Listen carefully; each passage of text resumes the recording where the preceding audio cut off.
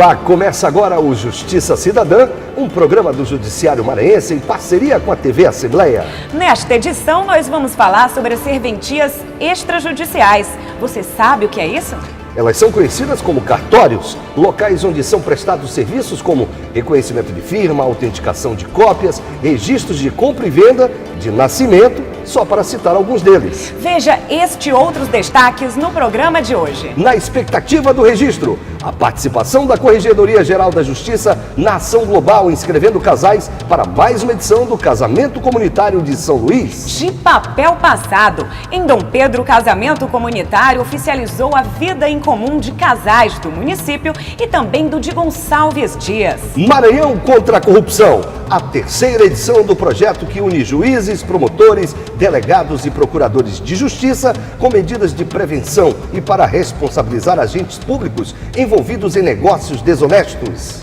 Aumento expressivo. O número de processos analisados pela Contadoria Judicial do Fórum de São Luís cresceu quase 90% no primeiro quadrimestre de 2018. No quadro Fala aí, Juiz, o assunto é Tribunal do Júri. E quem vai esclarecer o público sobre o tema é o juiz Osmar Gomes dos Santos. E no quadro Juridiquês, você vai saber o que é a expressão AB-ovo. Aqui no estúdio, a gente vai falar sobre os serviços que os cartórios têm que oferecer de forma gratuita, com a juíza auxiliar da Corregedoria Geral da Justiça, Jaqueline Reis Caracas. Ela vai contar como funcionam os casamentos comunitários em relação a registros e documentos. E mais, CPF na certidão agora é obrigatório nos cartórios? E a filiação que não depende de laços biológicos ou de adoção formal, como funciona? Quer saber? Então a hora é essa, aqui no Justiça Cidadã.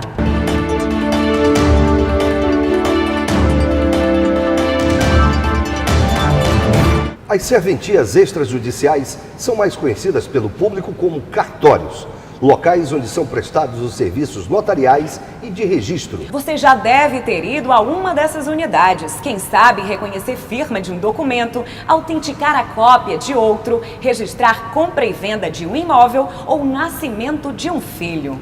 A juíza Jaqueline Reis Caracas, auxiliar da Corregedoria Geral da Justiça, é responsável pelas serventias extrajudiciais. Seja bem-vinda, doutora, muito obrigado pela sua presença. Qual o papel da Corregedoria em relação a essas unidades e qual a abrangência dos cartórios hoje em todo o estado do Maranhão? Eider, Amanda, é um prazer estar aqui no programa. Bem-vinda, doutora, seja bem-vinda. Então, a Corregedoria hoje, ela regula todos os cartórios, né, que são conhecidos como serventias extrajudiciais, né?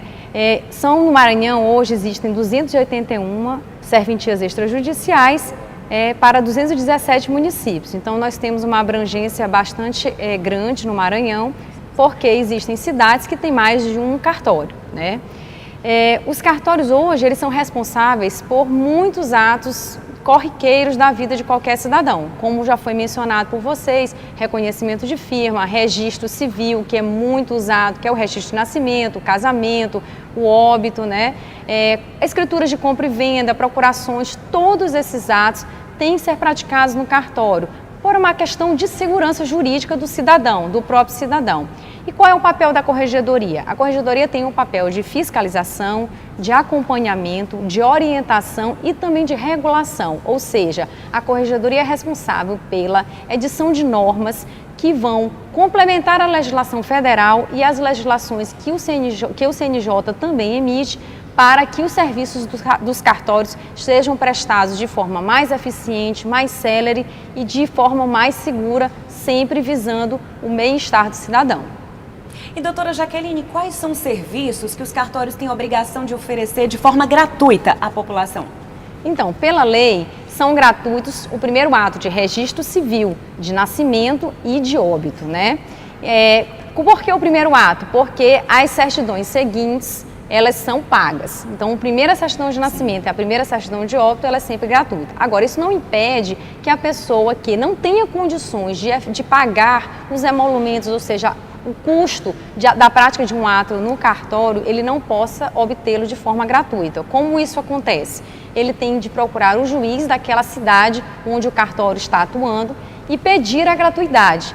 Então, a partir desse momento, a gratuidade, se concedida, a partir da comprovação de que ele não tem condições de pagar aquele custo, o juiz pode dispensar o pagamento desses emolumentos e aí ele vai poder também obter a prática de um determinado ato de forma gratuita. Agora, doutora Jaqueline, tem muita gente que não tem conhecimento, por exemplo, que a certidão de nascimento ela é gratuita, né? Ainda tem muita gente que acha que tem que pagar e por isso há um número de subregistros muito alto no estado do Maranhão. Né? Isso. A gente, inclusive, tem essa campanha, a Corregedoria tem a campanha que chama Subregistro Zero. É uma campanha que está sendo feita em parceria com o governo do estado, com o Viva Cidadão, com o objetivo de erradicar o subregistro, ou seja, as pessoas que nascem e não são registradas. Por quê? Porque a pessoa, enquanto não é registrada, ela não existe como cidadão. Então, para que ela nasça como cidadão nesse país, ela tem que ter um registro de nascimento. E é a partir do registro de nascimento que ela vai poder tirar um CPF, um título de eleitor, que ela vai poder ter atendimento numa unidade de saúde. Então, sem esse documento, que é primordial e é fundamental, ela vai deixar de praticar uma série de atos da vida cotidiana de qualquer pessoa. Ok. A gente continua a conversa daqui a pouquinho com a juíza Jaqueline Caracas. Agora vamos falar sobre o projeto Maranhão contra a Corrupção. Foi realizada a terceira edição do projeto que une juízes, promotores, delegados e procuradores de justiça em torno de medidas de prevenção e responsabilização de agentes públicos envolvidos em casos de corrupção no Estado. Esta foi a terceira edição do seminário que busca refletir sobre os novos caminhos que nortearão a justiça no combate a crimes de corrupção no Estado. O presidente do Tribunal de Justiça do Maranhão lembrou que a tarefa não cabe apenas ao judiciário, mas necessita do esforço de toda a sociedade. Hoje, improbidade é um tema que não está somente restrito ao Poder Judiciário, mas a toda a sociedade. É exatamente o que nós estamos fazendo como presidente do tribunal, dando ênfase neste mandato, para que realmente nós possamos não só enfatizar, mas trazer uma cultura de que a improbidade não deva mais permanecer. As pessoas, os homens públicos, no seu exercício do mundo, devem ter exatamente essa dimensão. O seminário faz parte das ações do Projeto Maranhão contra a Corrupção, encabeçado pelo Tribunal de Justiça, Ministério Público e Tribunal de Contas, em parceria com outros órgãos. A corrupção retira direitos básicos da população e, por isso, precisa ser enfrentada, como lembrou o Procurador-Geral de Justiça em exercício. Esse tipo de ação traz um enorme prejuízo para a sociedade. Traz, inclusive, a negação de direitos que são fundamentais, como a implementação na área da educação, saúde, saneamento básico. Na hora que você desvia o dinheiro, deixa de aplicar nessas áreas que são fundamentais e prejudica, evidentemente, a prestação de serviços básicos ao cidadão. O seminário realizado aqui no Fórum Desembargador Sarney Costa marca o início de um mutirão que irá julgar ações de improbidades administrativas e crimes contra a administração pública. Em 2016, foram 2 semanas de mutirão. 1.500 processos foram movimentados e 216 sentenças foram proferidas. O combate sistemático de crimes contra a administração pública tem surtido efeito, como lembra este juiz, um dos organizadores do seminário. Aqui nos anos anteriores nós já tivemos centenas e centenas de gestores julgados, uma média de 70% a 75% de condenações, mas também tem aqueles que são acusados e são absolvidos, algo em torno de 30% aproximadamente, 25%. Então, o importante é que o judiciário julgue para dizer, condenar quem precisa sofrer condenação e, naturalmente, absolver aqueles que foram injustamente acusados. Durante o seminário, o presidente da Associação dos Juízes Federais do Brasil ministrou palestra e destacou pontos importantes que contribuem para a efetivação de operações no combate à corrupção no país, tendo como ponto de partida o fim do foro privilegiado. O foro privilegiado sempre foi o grande problema das operações. O foro privilegiado sempre foi o grande problema das operações. E eu vou explicar isso para vocês. Como foi feito na Lava Jato? Por que deu certo uma Lava Jato? Deu certo uma Lava Jato porque o processo foi separado. Quem não tinha foro privilegiado ficou em Curitiba e quem tinha foro foi para o Supremo. Isso foi a grande medida, e eu reputo, a fundamental para que a Operação Lava Jato tenha tido sucesso. Você quer se informar, reclamar, sugerir ou elogiar os serviços da Justiça do Maranhão? Então ligue para o 0800 707 1581 e fale com o Telejudiciário. O horário de atendimento é de segunda a sexta, das 8 da manhã às 6 da tarde. Pode ligar 0800 707 1581. A ligação é gratuita. E no próximo bloco, o quadro Fala aí, Juiz vai informar sobre Tribunal do Júri, com o juiz Osmar Gomes dos Santos. Você vai saber da participação da Corregedoria Geral da Justiça na mais recente edição da Ação Global e o casamento comunitário na comarca de Dom Pedro. Casamento comunitário, que é também um dos temas da entrevista com a juíza auxiliar da Corregedoria, Jaqueline Caracas. E você vai saber se é ou não obrigatória a indicação do número do CPF nas certidões. O intervalo é rápido.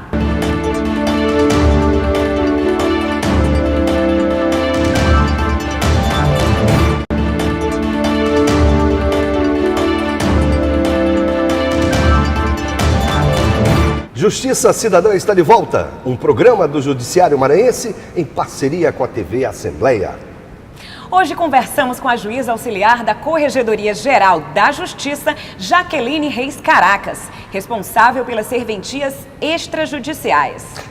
Doutora Jaqueline, o Conselho Nacional de Justiça emitiu determinação, incluindo o CPF nas certidões de nascimento e também de casamento. Dessa forma, está sendo cumprida aqui no Maranhão? Sim, está sendo sim. Logo no início da atual gestão, nós expedimos uma comunicação para todas as serventias do Maranhão, no sentido de começar a cumprir essa determinação do CNJ que foi dada no final do ano passado, né? E nós, inclusive, já fizemos a adaptação do sistema que nós temos, né, de registro civil para essa finalidade. Então, todas as serventias já estão aptas a emitir a certidão de nascimento com o CPF. Doutora Jaqueline, os cartórios são obrigados a prestar contas à Corregedoria? Sim, esse é um dos papéis importantes da Corregedoria, que está inserido dentro do papel de fiscalização, né? Então, as serventias, elas têm, principalmente as serventias que não estão providas por pessoas concursadas, elas têm a obrigação de prestar contas todos os meses, né, de suas receitas, despesas, né, e informar todas as suas atividades, além de uma série de sistemas nacionais que têm que ser alimentados. E, além disso, elas agora também têm eles também têm a obrigação de comunicar ao tribunal, a cada 3 meses, o encaminhamento de certidões negativas de débitos tributários. Então, ISS, FGTS, INSS, a Corregedoria agora também fiscaliza se as serventias estão pagando os tributos devidos. E aqueles cartórios que não prestarem contas dentro do período, quais são as responsabilizações, né, da Corregedoria em relação aos cartórios? Os cartórios que têm titulares, eles não têm aquela obrigação de prestação de contas mensal. Sim. O que eles fazem é uma prestação de contas em relação à parcela do FERJ que eles têm que pagar. Como nós temos o nosso fundo, né, de aparelhamento, eles devem um percentual sobre os emolumentos e aí sim, a cada semana, eles fazem a prestação de contas desse valor que é arrecadado. Em relação às serventias que estão vagas, como a gente chama, aí sim eles fazem a prestação de contas mensal. Bom, para aqueles que descumprem essa regra, o que acontece? É instaurado o procedimento administrativo disciplinar para apuração da conduta. Se ele é apenas um interino, que é uma pessoa que está ocupando aquela posição de um cartório que está vago, ele pode ser sumariamente retirado, né? Basta que haja um motivo concreto que justifique, porque isso é uma designação do corregedor. Já no caso dos delegatários concursados, há necessidade de instauração de um procedimento administrativo disciplinar, com contraditório, ampla defesa, com todas as regras de um procedimento legal, para que então se decida se ele será punido e qual o tipo de punição adequada para aquela determinada falha funcional. Tá certo. Ok.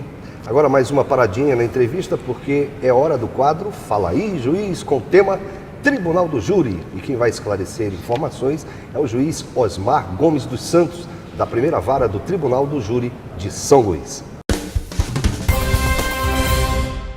O Tribunal do Júri é responsável por julgar crimes dolosos contra a vida, cabendo a um colegiado de populares sorteados declarar se o crime em questão aconteceu e se o réu é culpado ou inocente. Dessa forma, o juiz decide de acordo com a vontade popular, lê a sentença e fixa a pena em caso de condenação. Fala aí, juiz! Por que o juiz precisa de tanta gente para fazer um júri? Meu amigo Franklin, o Tribunal do Júri, ele é milenar. É uma instituição em que prestigia o colegiado. O Tribunal do Júri, ele é formado por 26 pessoas, sendo um juiz togado, que é o juiz concursado, juiz de direito, eu, no caso, sou titular da primeira vara do Tribunal do Júri, e mais 25 pessoas escolhidas dentre os membros sorteados da sociedade. Então, o juiz togado mais 25 jurados formam o que nós chamamos de Tribunal do Júri. Então, os crimes dolosos contra vidas, homicídio, infanticídio, aborto, instigação, induzimento ou auxílio a suicídio, quer na forma tentada ou na forma consumada, a Constituição Federal atribuiu a esses crimes, chamados de crimes dolosos contra a vida, que eles devem ser julgados por um tribunal popular, que é o chamado Tribunal do Júri. Então, esse número de pessoas, que você a princípio diz que é um número exorbitante, que é muita gente, que o juiz precisa, na verdade o juiz não julga, quem julga é a sociedade, e a sociedade estará representada num julgamento pelo Tribunal do Júri por 7 pessoas que compõem o que nós chamamos de conselho de sentença. Eu gostaria de saber se eu sou obrigada a funcionar como jurada, caso seja convocado pelo Tribunal do Júri. Minha amiga Nájila, o serviço do júri é um serviço obrigatório, sim, e ele constitui o cerne da cidadania.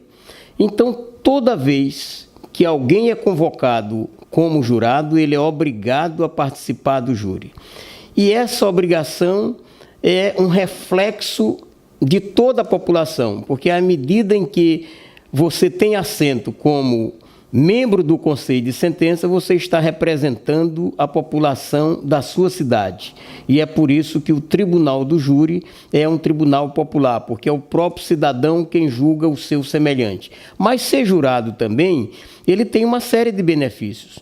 Por exemplo, no concurso público, ele serve como critério de desempate. No momento em que você participa do júri, o seu empregador não pode descontar nem um centavo do seu salário. Se você é servidora pública num concurso de remoção ou num concurso de promoção, isso serve como caráter de desempate. Além do mais, se eventualmente, Deus o livre, alguém é detido ou é preso, ele tem direito à cela especial até o julgamento definitivo do processo. Ele, se participa do júri, ele também tem direito a compensar esse dia com folga no serviço. Corregedoria Geral da Justiça do Maranhão. Se você quer saber mais sobre serviços e atividades do Judiciário, envie uma mensagem para a gente pelo WhatsApp 98880-4461. E uma boa notícia para quem espera o resultado de algum processo. A Corregedoria Geral da Justiça instituiu as Semanas de Baixa Processual e o selo Unidade Destaque. Vai funcionar assim. O mutirão de baixa processual, que é o procedimento feito após o processo estar julgado, será realizado em todas as comarcas, principalmente nas com mais dificuldades, na segunda semana dos meses de junho e novembro. O objetivo é reduzir o número de processos. E o selo Unidade Destaque em Baixa Processual vai reconhecer as mais eficientes na diminuição do acervo de processos durante o ano. Agora a gente vai falar sobre casamento. Isso mesmo. A comarca de Dom Pedro realizou mais uma edição do projeto Casamentos Comunitários, que reuniu também casais do município de Gonçalves Dias, que faz parte da mesma comarca. Em cerimônia comunitária realizada na comarca de Dom Pedro, o casamento reuniu 139 casais e mais 700 pessoas, entre familiares e convidados dos noivos, e contou com o apoio da Corregedoria Geral da Justiça, por meio da Coordenadoria Administrativa. Aos 61 anos de idade e juntos há mais de 20 anos, Solange Soares Nogueira e Marcelo de Jesus Pereira da Silva formaram o primeiro casal de noivos a se casarem. É muito bom, que muita gente aí que não estava esperando por uma hora dessa, então só tem a agradecer, né? E por ter escolhido o mais idoso, agradecer a Deus por ainda ter essa oportunidade de estar aqui realizando. Só quero dizer que eu estou muito feliz, né? Há 21 anos que nós estamos juntos, 21 anos que a gente está junto e hoje tudo tem sua hora, né? Tudo é hora certa. E hoje nós estamos realizando mais um sonho em nossa vida. Maria Jordana Pereira da Silva, de 16 anos, e o Wellington Santos Corrêa, de 18, formaram o casal mais jovem e o segundo a trocar alianças no casamento de Dom Pedro. Wellington Santos Costa, é de livre e espontânea vontade que você recebe Maria Jordana como sua esposa? Sim. Pode conseguir realizar um sonho desse. Muito especial para todo mundo que está aqui. Muita gente que não tem condição está realizando hoje um sonho desse. E a minha presença é essa hoje. O juiz Aderson Rezende Ribeiro ressaltou a importância da criação e a realização dos casamentos comunitários. O casamento comunitário é uma bela iniciativa da Corregedoria Geral de Justiça, que foi iniciada na gestão do desembargador Jorge Rachid em 1998. Aqui em Dom Pedro fazia vários anos que não havia essa celebração dos casamentos comunitários, e eu fui procurado pelo pastor Oséias, que me procurou e disse: doutor, vamos realizar. Busquei as parcerias com os entes municipais e conseguimos essa linda celebração hoje, realizar o casamento comunitário em Dom Pedro. A juíza Maria Francisca Gualberto de Galiza, que participou do evento, representando o Corregedor-Geral da Justiça, desembargador Marcelo Carvalho Silva, reforçou a relevância do projeto Casamentos Comunitários para o Poder Judiciário. É maravilhoso, em primeiro lugar, porque há 20 anos aqui em Dom Pedro não existe o casamento comunitário. E o desembargador Marcelo levantou o casamento comunitário a uma comunidade, uma cidade que há 20 anos não existia casamento comunitário. Não só aqui, como no termo de Gonçalves Dias, que soma quase 200 casais. O projeto Casamento Comunitário é uma iniciativa do Poder Judiciário por meio da Corregedoria Geral da Justiça. Casamento que foi, casamento que vem. A Corregedoria Geral da Justiça participou da 25ª Ação Global. Foram inscritos casais para mais uma edição do Casamento Comunitário de São Luís. Nos últimos 3 anos, quase 3.000 casais residentes na capital oficializaram a união civil por meio de casamentos comunitários. Durante a 25ª Ação Global no Multicenter Sebrae, cerca de 80 voluntários trabalharam na inscrição de quase 400 casais para o casamento comunitário de São Luís, realizado pela Corregedoria Geral da Justiça. O evento já tem data marcada, será dia 22 de setembro, mês em que o projeto completa 20 anos de implantação e já conta com mais de 110 mil uniões. A registradora da 2ª Zona de Pessoas Naturais de São Luís, Roceline Rodrigues, ressaltou a importância da legalização da união pelos casais. A importância da inscrição no casamento comunitário se dá em virtude de muitos casais quererem regularizar a situação de convivência, para garantir direitos hereditários e dar uma segurança jurídica para o relacionamento no qual vivem. O jovem casal Felipe Barbosa, de 25 anos, e Bruna Nunes, de 24, decidiu aproveitar a oportunidade para legalizar a união estável de 6 anos, que gerou 2 filhas pequenas. A gente já está há 6 anos junto e veio aproveitar aqui essa oportunidade, casamento comunitário, que é muito boa, porque além de a gente não pagar nada, é num dia que também, um dia de sábado, que não tem os afazeres da semana, entendeu? E é uma oportunidade ótima de a gente manter nossos 6 anos de relacionamento, se juntar de verdade. Nós temos a nossa família, tem 2 filhos. O Corregedor-Geral da Justiça, desembargador Marcelo Carvalho Silva, acompanhou e agradeceu o trabalho dos voluntários da Corregedoria e das 5 zonas de registro civil de pessoas naturais de São Luís. O casamento comunitário, que é um momento primeiro de uma sociedade, do Poder Judiciário, de dizer: você pode ser um cidadão casando e ter família. É isso que é importante. É que se tenha esse comprometimento do Poder Judiciário. E eu não poderia deixar aqui de falar desse grande humanista, esse grande jurista, esse grande desembargador, que foi um progressista, que foi um pensador, que foi um visionário, que foi o desembargador Jorge Rachid. Ele que criou o casamento comunitário no Maranhão. Esta foi a primeira oportunidade de habilitação para os casais que desejam participar do Casamento de São Luís. As inscrições serão reabertas por outros canais, com informações divulgadas na página da Corregedoria, www.tjma.com.br/CGJ. Doutora Jaqueline, como funciona o casamento comunitário em relação a documentos e registros?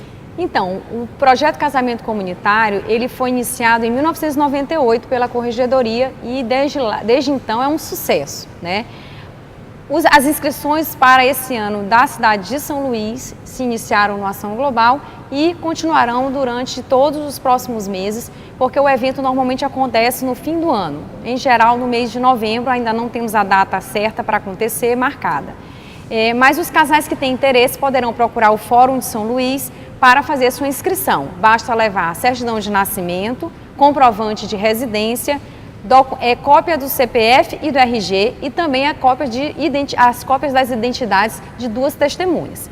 Se a pessoa já foi casada antes, ela precisa também levar a certidão de casamento com a informação do divórcio. Com esses documentos, ela vai ao Fórum de São Luís e pode realizar a sua inscrição para o próximo evento. Paga alguma taxa? Não, o projeto. Essa é a grande vantagem no projeto Casamentos Comunitários. Eles são totalmente gratuitos. É um evento grande que normalmente reúne mais de 1000 casais, né? E as pessoas estão isentas do pagamento de qualquer taxa para a realização desse evento. Menores, por exemplo, podem casar? Sim. Agora, a partir de uma determinada idade, eles dependem do consentimento dos pais, né? Eles podem casar sim a partir dos 16 anos, mas aí dependem do consentimento dos pais. E às vezes, quando os pais não consentem, esse consentimento tem que ser obtido via judicial.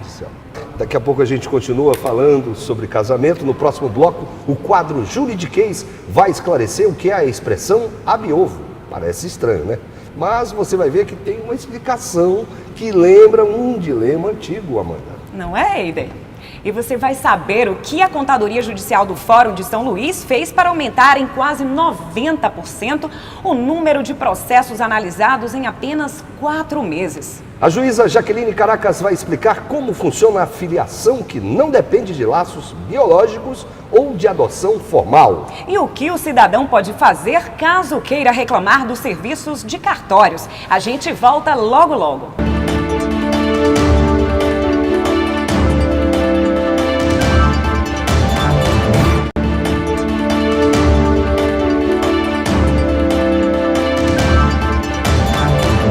Justiça Cidadã, um programa do Poder Judiciário do Maranhão, em parceria com a TV Assembleia, está de volta.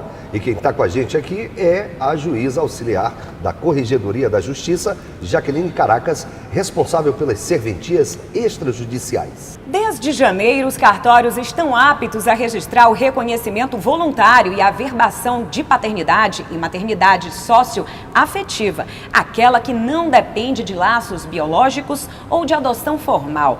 Doutora Jaqueline, eu queria que a senhora explicasse melhor isso para a gente e também a emissão de certidões dos filhos gerados por técnicas de reprodução assistida, inclusive por casais homoafetivos.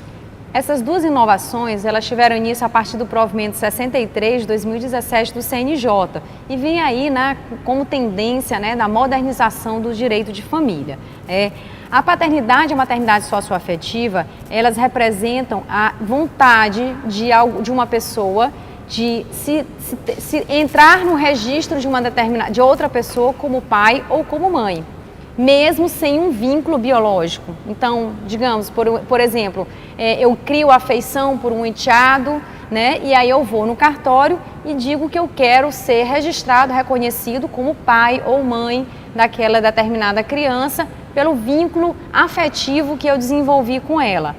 Isso pode ser também com parentes mais distantes, não pode ser nem entre irmãos e nem ascendentes. Por exemplo, avós não podem registrar paternidade ou maternidade socioafetiva com netos, né? Isso é muito importante. E isso não exclui a paternidade ou a maternidade biológica. Então, eles são concomitantes. Essa é a grande novidade. Nesse caso, tem os mesmos direitos dos filhos biológicos? Sim. Ele vale como se fosse uma adoção, mas sem ser uma adoção formal. Ele passa a ser pai ou mãe como qualquer outro filho, com todos os direitos. Tanto é que essa declaração de maternidade ou paternidade socioafetiva, ela é irrevogável, né? E ela só pode ser desfeita caso haja a comprovação de algum vício de vontade, uma fraude, ou que a pessoa foi coagida, esse tipo de coisa. Senão, uma vez feito, ela não pode ser desfeita. Ok. Agora a gente vai falar de um índice fantástico. Olha só, a quantidade de processos analisados pela Contadoria Judicial do Fórum de São Luís cresceu 88% no primeiro quadrimestre de 2018. O aumento da produtividade se deu após a adoção de novos procedimentos, que permitiu a redução do tempo de espera para análise dos processos de 6 para 2 meses. Entre as medidas estão a obediência estrita à ordem de chegada dos processos na contadoria, a otimização das atividades de elaboração de cálculos dos processos eletrônicos, a permissão para obtenção integral de todos os relatórios do sistema protocolo e a reformulação do trâmite processual com racionalização das tarefas. E no quadro Juridiquês, você vai saber o que é a expressão AB-ovo. Juridiquês. Lembra aquele ditado, quem nasceu primeiro foi o ovo ou a galinha? O Juridiquês responde. O termo latino que significa desde o começo, desde a origem, é o que se chama de ab-ovo. E a expressão é realmente muito antiga.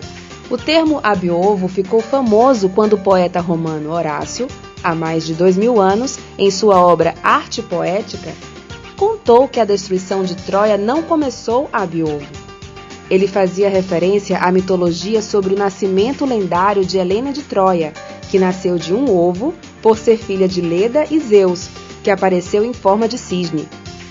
Em outras palavras, ele queria dizer que a destruição de Troia não começou a partir do nascimento de Helena, mas anos depois. Quanta história antiga! Então, o direito utiliza o termo latino ab-ovo para se referir a algo que se observa desde o início. Ab-ovo, desde o ovo, desde o começo. Anota aí! Doutora Jaqueline, outra questão também é sobre a reprodução assistida, né? O que a senhora teria para falar para a gente a respeito desse assunto? Essa inovação também veio a partir do provimento 63 do CNJ. E hoje, o que acontece? O filho havido por reprodução assistida, ele pode ser registrado e reconhecido em cartório, né? Independentemente de autorização judicial ou de identificação do doador do material genético. Então, se tornou muito mais simples. E também em relação aos casais homoafetivos, porque hoje eles podem também fazer o registro de um filho tido por reprodução assistida, independentemente da referência à filiação, se é pai ou se é mãe. Então são inovações importantes que o CNJ trouxe exatamente para modernizar o direito de família e contemporizá-lo com as novas estruturas familiares que a gente vivencia hoje. Doutora Jaqueline, para a gente encerrar sua participação, ainda temos 2 perguntas, uma delas eu vou fazer agora. A gente quer saber como o cidadão deve proceder caso deseje denunciar ou fazer reclamações, por exemplo, dos serviços cartorários. Tem algum canal de comunicação para isso? Então, nós temos vários canais que a pessoa pode usar para reclamações contra os serviços cartorários, assim como ocorre nos serviços judiciais. Um deles é a ouvidoria na Justiça, né, que ela também recebe reclamações em relação aos serviços cartorários. O próprio telejudiciário também recebe e a corregedoria também recebe. E diretamente no juiz da comarca onde o cartório se encontra instalado.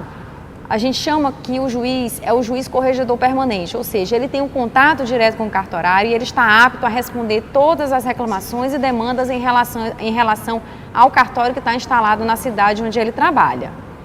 Doutora Jaqueline, para encerrar o programa de hoje, nós queríamos que a senhora falasse sobre os principais projetos da Corregedoria em relação às serventias extrajudiciais. Nós temos vários projetos em relação às serventias. 2 deles já foram comentados aqui no programa, que são exatamente o casamento comunitário e o projeto Subregistro Zero, que tem como objetivo, como propósito, erradicar, né, ou diminuir de forma drástica a quantidade de pessoas que não têm registro civil.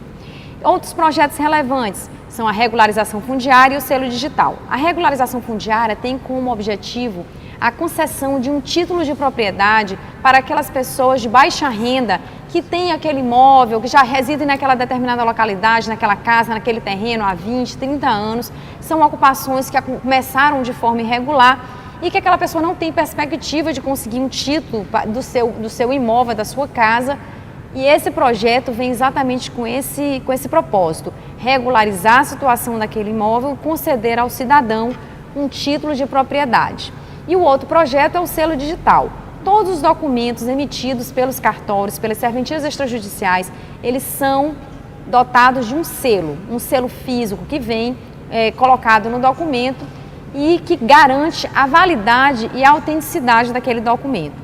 Então, a partir de uma meta do CNJ, a Corregedoria, em parceria com o Tribunal de Justiça, está desenvolvendo o selo digital. Então, ele vai deixar de ser um selo em papel para ser um selo digital e isso vai conferir maior celeridade, eficiência e efetividade aos serviços que as serventias judiciais prestam à população maranhense. Certo, doutora Jaqueline, muito obrigada pela sua participação em nosso programa. Obrigado pela sua participação. Suas considerações finais, doutora? Eu quero agradecer o convite. A participação no programa foi muito boa, muito importante. A Corregedoria está de portas abertas para contribuir e para receber das pessoas, da comunidade, todas as reclamações, sugestões e contribuições que tenham como propósito melhorar a prestação de serviço das serventias extrajudiciais para a população, que são serviços que são tão corriqueiros na nossa vida e que a gente muitas vezes nem se dá conta da importância deles. Muito obrigada e a Corregedoria fica à disposição.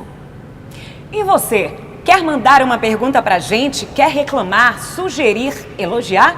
Então envie uma mensagem para o 98880-4461. Esta edição do Justiça Cidadã termina aqui. É uma produção do Judiciário do Maranhão em parceria com a TV Assembleia.